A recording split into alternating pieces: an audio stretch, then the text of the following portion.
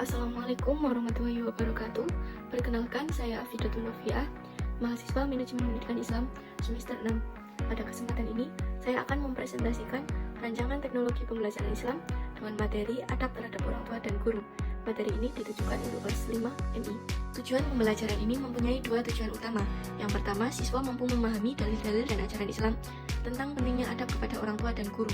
Hal ini mencakup ayat-ayat Al-Quran seperti Quran Surat Al-Isra ayat 23, hadis Nabi, serta kisah-kisah teladan dari para ulama. Dan yang kedua, siswa mampu mempraktikkan sikap hormat, santun, dan patuh kepada orang tua dan guru dalam kehidupan sehari-hari. Dua tujuan ini tidak hanya membentuk aspek kognitif dan psikometrik, tetapi juga menanamkan nilai-nilai keislaman seperti taat kepada Allah, tawadhu, dan kasih sayang. Sebagaimana dicontohkan oleh Nabi Muhammad SAW, beliau tidak hanya mendidik dengan lisan, tetapi juga keteladanan perilaku yang mengakar terhadap orang tua, guru, dan semua yang berjasa. Untuk mencapai tujuan memahami, saya menggunakan strategi expository. Strategi ini berpusat pada guru sebagai penyampai pengetahuan. Guru menjelaskan dalil-dalil Al-Quran, hadis Nabi, serta kisah inspiratif seperti Nabi Ismail alaihissalam yang taat kepada ayahnya. Strategi ini penting untuk membentuk dasar pemahaman siswa terhadap ajaran Islam, karena nilai adab bersumber dari wahyu dan sunnah. Untuk tujuan mempraktikkan, digunakan strategi pembelajaran inquiry. Strategi ini memberi ruang bagi siswa untuk menemukan dan merefleksikan makna adab melalui studi kasus nyata, seperti yang dilakukan Rasulullah SAW ketika mendidik para sahabat. Beliau sering membimbing mereka melalui pertanyaan, perenungan, dan pengalaman langsung, agar nilai-nilai Islam tidak hanya dipahami tetapi hidup dalam tindakan.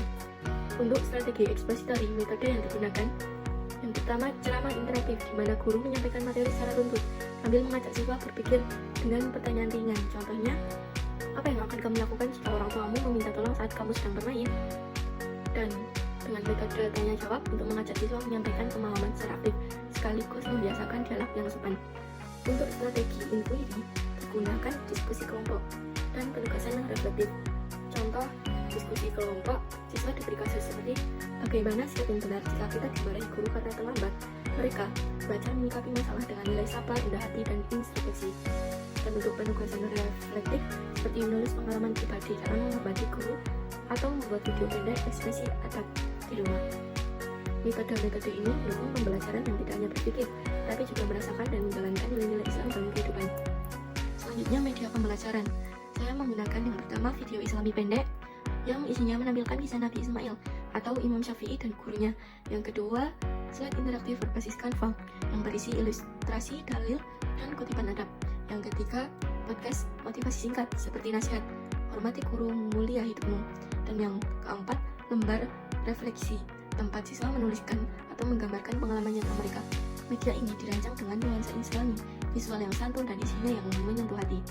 Demikianlah rancangan pembelajaran yang saya susun. Terima kasih atas perhatiannya. Wassalamualaikum warahmatullahi wabarakatuh.